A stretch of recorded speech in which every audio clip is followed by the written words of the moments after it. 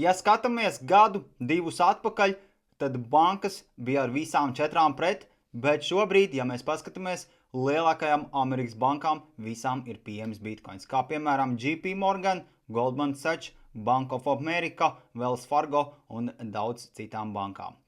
Ethereum fee maksa, jeb šī te gas fee, kas ir komisijas maksa par pārskaitījumu, nokritusi uz zemāko atzīmi kopš 2017. gada. Kripto tirgus vēl joprojām ir bailēs, ja mēs paskatāmies šo te Fear and Greed indeksu, ja baiļu un alkatības indeksu, tad principā no oktobra dzīvojam bailēs vai ekstrēmās bailēs. Jā, bija vienu brīdi uzšaus viens pīķis uz īsu momentu 40 pāri, bet tas bija uz īsu periodu. Un tas tikai norāda, ka pēc tāda aktīva kā zelts un sudrabs turpina kapt un taisīt jaunu all-time high. Un ja mēs paskatāmies vakardienu, zeltā un sudrabā kopā tika iepludināti 1,8 triljonu ASV dolāru. Tas ir principā tikpat daudz, cik bitcoinam kopējā tirgus kapitalizācija uz šodienu.